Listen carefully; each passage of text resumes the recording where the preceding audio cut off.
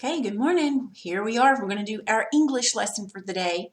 Now, we've been studying, I think, the past 2 or 3 days about adjectives. Remember, adjectives answer which one and how many, and they describe nouns. We learned about special adjectives called articles. Do you remember what they are? There's 3 of them: a, and the. Then we learned yesterday about proper adjectives. Remember, proper adjectives is when you take the proper noun, say, that's not a good one. Say America, and you put an N on it and it becomes American, and that becomes a proper adjective because it tells which one. All right, let's go ahead and look in your English book on page 241. Can you turn to that page for me? Today we're going to talk a little bit about another part of speech called an adverb. Sometimes adverbs can be a little bit tricky, and the reason why is because they can be anywhere in the sentence. It's almost as if they like to play hide and go seek. So adverbs can be a little bit tricky. All right, so you should be on page 241. So I need you to look at the screen now. All right, we see this sentence. The car stopped suddenly. You see that sentence here? All right, so the subject of this sentence is car. The verb is stopped. Would you agree? Okay, stopped and car is your subject. Now, adverbs tell how something is done. So, how did the car stop? Well, in this sentence, it stopped suddenly. So, does suddenly tell how it stopped? Yes. What about if we used finally? The car stopped finally. Does that tell how? Yes. What about the car stopped carefully? Yes. What about the car stopped slowly? Yes. So all of these words are adverbs because they tell how something is done.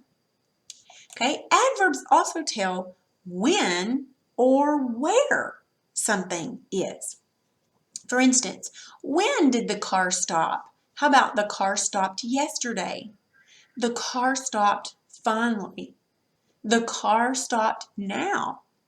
The car stopped today. So all of these, and see, finally can be either when or how it's done.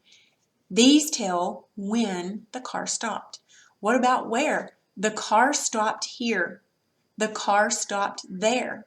These also would be adverbs telling where the car stopped. So remember, adverbs tell how something is done, when or where something is done. Now, how to find adverbs in your sentences. Now, find the verb first. Always find your verb first. Then ask yourself, how, when, or where does this verb happen? And there's a trick to learning how some adverbs that tell how, they end in ly. Did you notice that a lot of these over here that tell how something is done, look, they all end with ly. Now, just because a word ends with ly doesn't mean it's an adverb. But if it tells how something is done, then it could be an adverb. Okay? Some words appear to be adverbs, but they're actually nouns. So adverbs can be anywhere in the sentence. We have to practice looking for them. Okay? Now, let's go ahead and look at this sentence. The car stopped there. This is the same sentence we just changed. It tells where it stopped. Okay? This is how we diagram adverbs. Now, stop. Always find your verb first. Stopped, and car is your subject. So stopped and car. Now, remember what that is? It's an article. It's a special adjective. So it's going to go under the word it's talking about, which is the car. Now, there tells what? Where it stopped, making there an adverb. Notice where we put that. The adverb goes underneath the verb. Let's look at guided practice, page 241. All right. So up in the middle where it starts at number 1, it says to circle the adverb that describes each underlined verb and decide whether the adverb tells how, when, or where. So let's do number 1. The road runner quickly caught the rattlesnake. Now, caught is the verb. So now we have to ask, well, how did he catch it? When did he catch it? Where did he catch it? Oh, he caught it quickly. You see the ly? So you'll circle the word quickly, and quickly tells how, when, or where. Tells how. So you'll circle quickly because that's the adverb, and then you'll circle how. Let's do number 2. Now that looks like gila or gala, but it's gila because it's a Spanish word. And in Spanish words, the G always sounds like an H. So that's a gila. Gila monsters often live underneath rocks. Live is the verb. They've already found that for you. So how, when, or where do they live? Did you say often? Often tells when they live. So circle often, and then over on the side circle when. Often tells when. Number 3, the vulture swooped down from the sky. Swooped is our verb. So how, when, or where did he swoop? Down. So circle down. Down tells where he swooped. So you'll circle down and you'll circle where. Okay? Now, on numbers 4, 5, 6, and 7, we're going to do pretty much the same thing, but you have to find the verb and underline it twice, and then find the adverb and circle it. Okay? So I'm going to have you do that part yourself.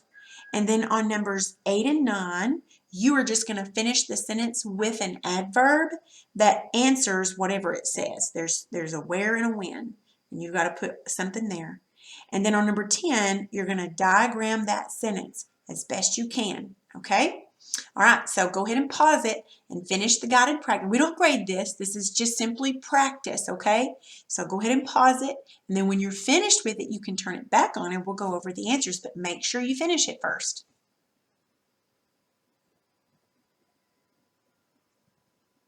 Okay, you should have finished this page, so don't go any further if you haven't finished, okay? All right, on number 4, you should have underlined twice, sleeps, and circled quietly. Quietly tells how they slept. Number 5, the verb would be will hunt. Did you get the whole thing? Will hunt. Then you circle the adverb to not. You notice it's not even anywhere close by the verb. That's why I said adverbs can be hard to find because they can be anywhere in the whole sentence. But they answer how, when, or where. So how, when, or where will they hunt? To not answers when. Okay, number 6. Searches is your verb. Hungrily is how they search. So hungrily is the adverb. Number 7. Digs is your verb. Nearby tells where. So that's your adverb, nearby. Now don't worry if you missed those. Adverbs can be very, very tricky, and we're going to be working on those, okay? All right, on numbers 8 and 9, you could have put anything. Number 8 wanted you to put an adverb that tells where something happened. The game will be played, and then your answer would have been anything. It could have been outside, inside, here, there, or whatever, as long as it tells where it could happen. But it needs to be one word, not a whole phrase. So you wouldn't want to put the game will be played in the gymnasium. You'd put inside. So you'd have to put one word. So make sure you just put one word that tells where. Number 9 would have been one word that tells when. His birthday party is today or tomorrow or soon or something like that. It has to be one word that tells when. Okay, that would be an adverb. All right, on the diagramming, let me go over here to my page. Let's go ahead. Let me show you how this would be diagrammed. All right, the verb is ate. The subject is animal. Okay, Now, are there any adjectives that go with animal? There are two. There's the and there's large. These are two adjectives that describe animal, telling which one.